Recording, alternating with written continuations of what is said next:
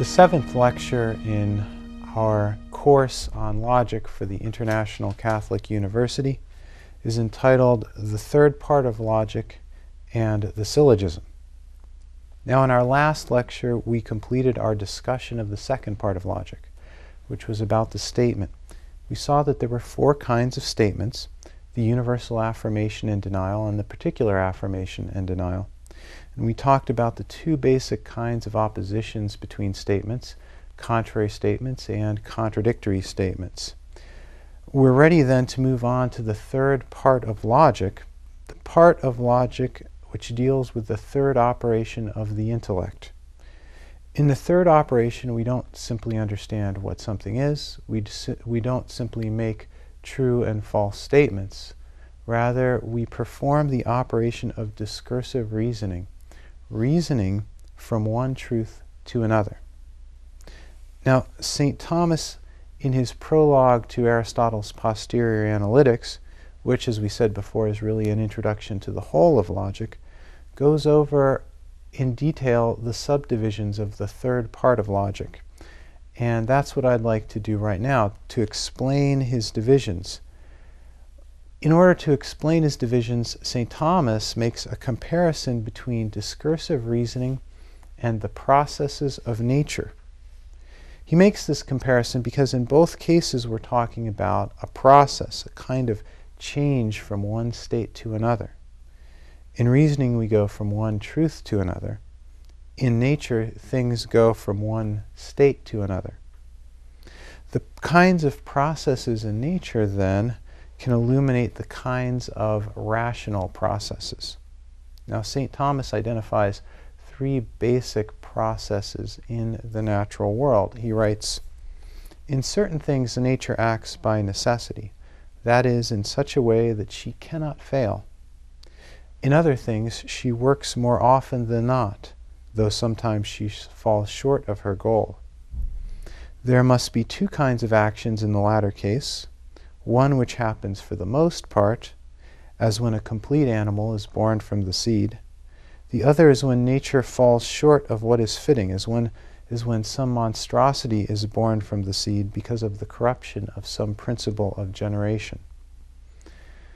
Now, what St. Thomas is saying is that in the events of nature, things either happen by necessity or usually in the same way. Now, when we're talking about events that usually happen in the same way, there are two possible outcomes: the thing that usually happens or the rare exception to that. An example of something that happens by necessity is the sun rising. There doesn't seem to be any natural cause which is capable of stopping the sun from rising, or as we now would say, the earth from spinning on its axis. Most natural processes, however, do not have that kind of necessity.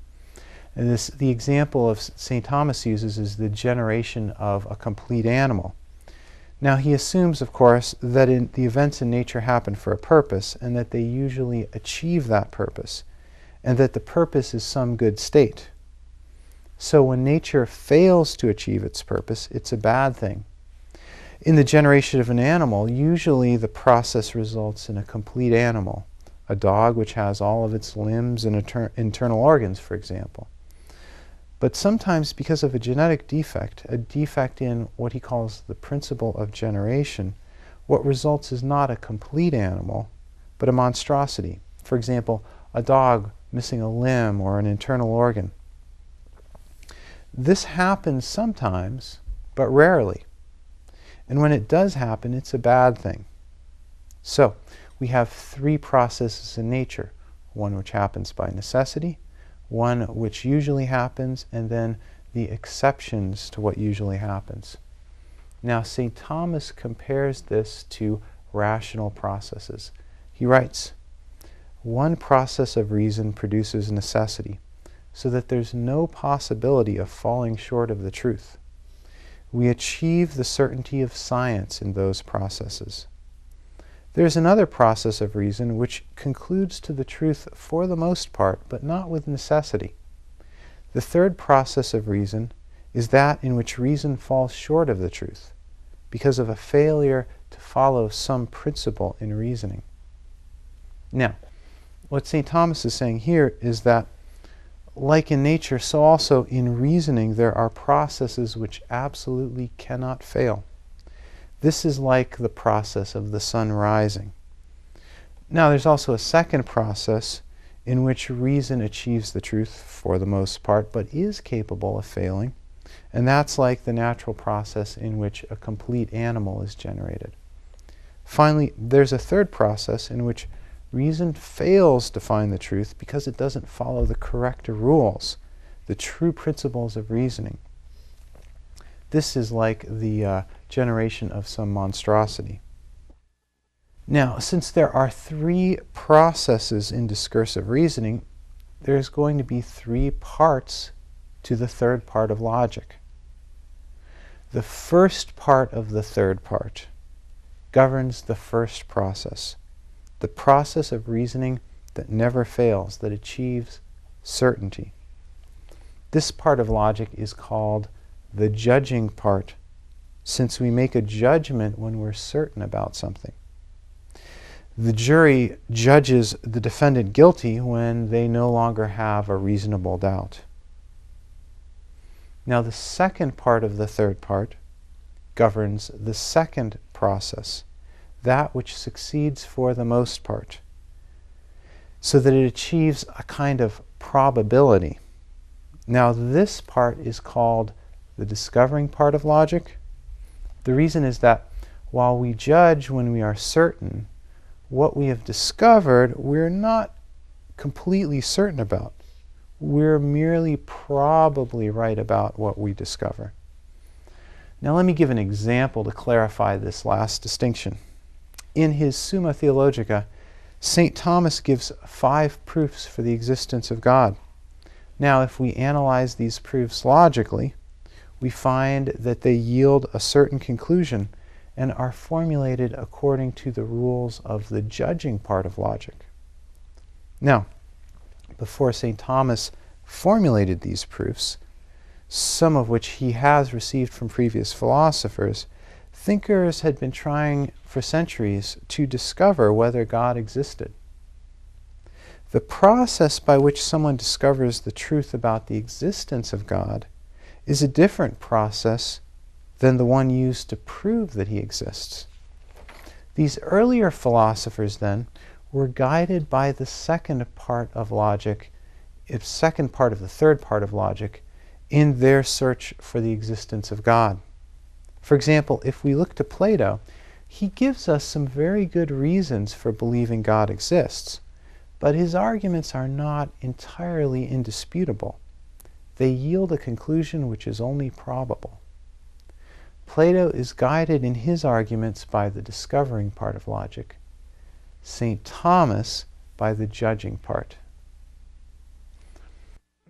Now, there's a temptation to think that since the judging part of logic gives a certain conclusion while the discovering part only gives us probability, then we should only use the judging part and leave the discovering part aside.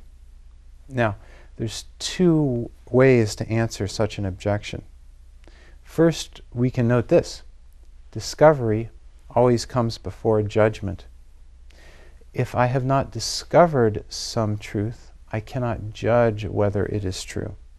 If Plato had not tried to discover the existence of God and given good, but not foolproof arguments for it, then someone like St. Thomas would have had a much more difficult time giving a complete proof of God's existence. Now, the second way to answer that objection is to note that an absolute proof is actually much harder to understand than what's simply a good argument. And not only that, but the good argument prepares our minds for understanding the absolute proof. Now, few men are really able to understand St. Thomas's proofs for the existence of God. It's much easier to understand Plato's good arguments. And furthermore, having understood Plato's good arguments is the best preparation for understanding St. Thomas's proofs. if we neglect the discovering part of logic, we will often not be able to understand the proofs in the judging part of logic. Now, those are the first two parts of the third part of logic. And I understand it's getting kind of complicated. Let's talk about the third part. There's a third part which deals with failure in the process of reasoning, which results from not following the rules of good reasoning. And St. Thomas calls this part of logic the sophistic part. Of course, the point of this part of logic is not to make us reason badly, but to enable us to avoid reasoning badly and to identify bad reasoning in others. Aristotle discusses this in the book called On Sophistic Refutations. We will cover this part of logic much later in our course. So we can sum up. There are three grades of reasoning and three parts of logic which guide us in each of them.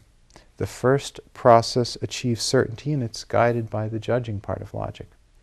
The second process achieves probability and is guided by the discovering part of logic. The third is the failure to achieve the truth, and we avoid this through our study of the sophistic part of logic. Now, today's lecture is going to begin our discussion of the judging part of logic. But before we take this up in detail, I'd like to follow the rest of St. Thomas's prologue and make some further distinctions about reasoning processes and parts of logic. More specifically, we're going to divide the discovering part of logic into three parts.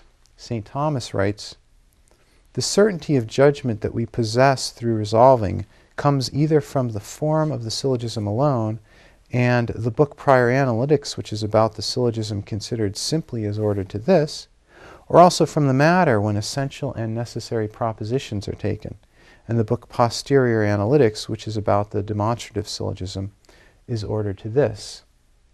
What is clear from what St. Thomas says is that the process of reasoning that achieves, in this case, the truth by necessity, is called a syllogism. Now, what exactly a syllogism is, we're going to discuss towards the end of this lecture. Still, we can see that he makes a distinction between the necessity which comes from the form of reasoning, the syllogism itself, and a necessity in reasoning that comes from the matter of the syllogism. And so there are two books in Aristotle's Organon which deal with this kind of absolutely certain necessary process of reasoning. There's the first, which is called the Posterior Analytics, which deals with the necessity of reasoning that comes from the form of reasoning, from the syllogism itself, which achieves its conclusion by necessity. But it leaves aside what the reasoning is about. The second book is the Posterior Analytics, in which we talk about the necessity of reasoning that doesn't come just from the form of the syllogism alone, but also from the matter of the syllogism, and which gives us an absolutely necessarily certain conclusion. Now those are the two books in Aristotle's Organon which deal with the judging part of logic, but there are three books in Aristotle's Organon which deal with the discovering part of logic. Now, St. Thomas goes through this process to divide the discovering part of logic into three parts.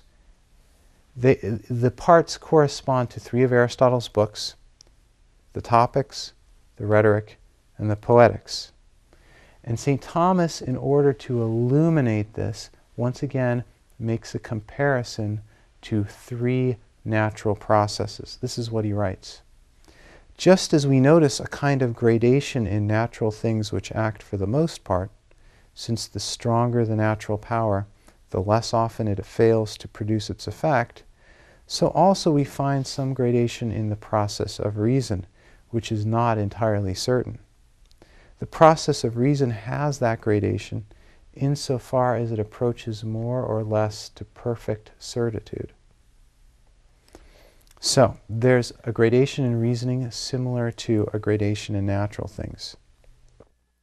Sometimes reasoning which achieves the truth for the most part results in a very solid opinion.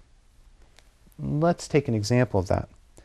A statesman, after a long process of deliberation, may decide that it's necessary to wage war on a neighboring country. His careful thought has yielded a solid opinion about the matter. Now, a solid, well-reasoned opinion may be wrong, but most of the time it's right. Aristotle discusses this kind of reasoning in his book, The Topics, and this type of reasoning is called dialectic. We'll discuss dialectic in one of our later lectures. There's another process of reasoning called rhetoric, which does not produce a solid opinion, but a strong suspicion that one side of an issue is right. For example, after the statesman has decided that the war is necessary, he wants to persuade the public to support him in the war. Of course, he cannot go through the entire process of deliberation that he went through privately, publicly. He cannot deliberate publicly as he does privately. So, the speech which he uses to persuade the public that his opinion is right gives us a process of thinking which is less certain than his own process of thought. So the public, even if they follow what he says correctly, will have less solid reasons for thinking that the war is necessary than he does. Yet if he gives a good speech, the public will rightly have a strong suspicion that he's right and will support him in the war. Aristotle discusses the kind of reasoning which produces a strong suspicion in his book, The Rhetoric. Now, finally, we can have a tendency to fall on one side of a controversy, not because we've been given arguments exactly, but because one man has used his reason to construct a convincing image, a convincing representation, which either attracts or repels us. A very good example of this is Shakespeare's play Macbeth, which portrays ambition so vividly and so horribly that the play tends to make us think that ambition is bad. We take up one side of the issue on whether ambition is good or bad because of what we've seen in the play. Of course, this tendency, which comes from a story, is not even as certain as rhetorical persuasion. Still, when it is done properly, it seems to give some guidance to our opinions. And so Aristotle discusses this process of reasoning used by the writer to make this representation, this image, in his book called The Poetics. Thus, the discovering part of logic has 3 parts and 3 books. The first, which produces solid opinion, Aristotle discusses in his book called The Topics, and he calls that process of reasoning dialectic. The second, which is less certain and produces only a strong suspicion, is called Rhetoric and is covered in Aristotle's book of the same name. The third, which is the least certain and which produces only a tendency to think in a certain way, is covered in his book called The Poetics. Now, these are the 3 parts of the discovering part of logic. Now, the sophistic part of logic has only one part to it. There's no need to make further divisions there. The whole sophistic part of logic is covered in Aristotle's book on sophistic refutations. So now that we've given this complete outline, this complete overview of the rest of logic, which is also an overview of the rest of this course, I'd like to enter into the details of the third part of logic. First, we're going to look at the primary instrument, the primary tool of the third part of logic, the syllogism. That's talked about in Aristotle's Prior Analytics. At the beginning of the Prior Analytics, Aristotle defines the syllogism and the parts of the syllogism, the proposition and the term.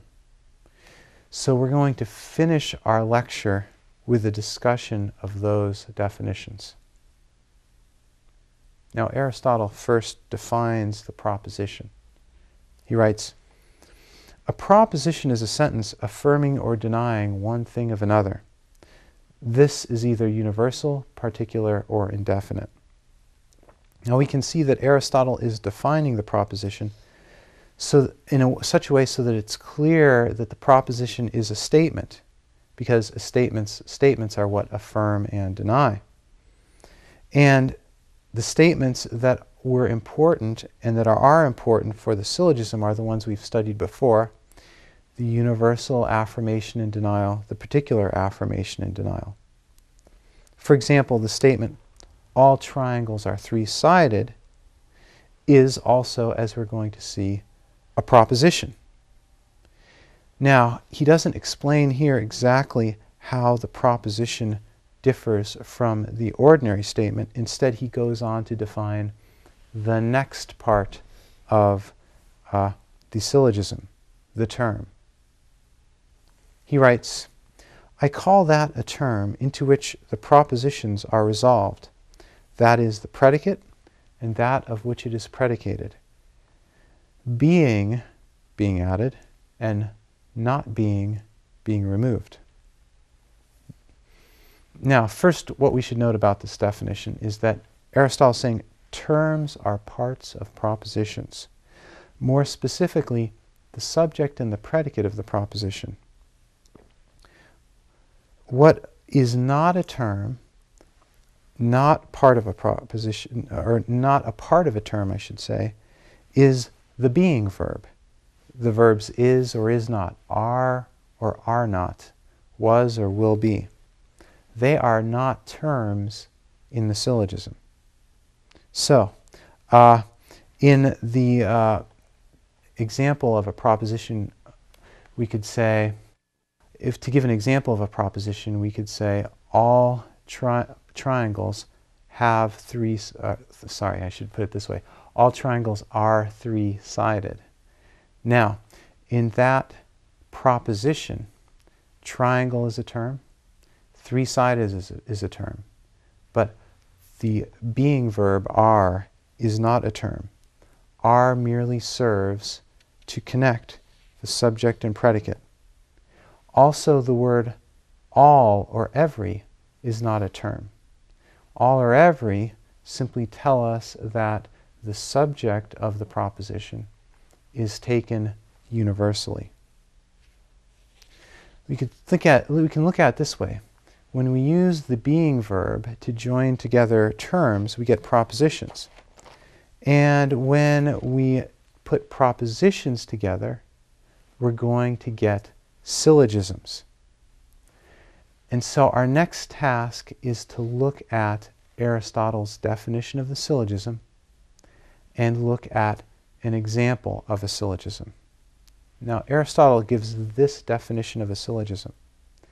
A syllogism is speech in which certain things being stated, something other than what is stated follows of necessity from their being so. Let's take that definition part by part. First, the syllogism is speech, like the statement. It's a tool of reasoning made of words. But this is a tool we use to do discursive reasoning.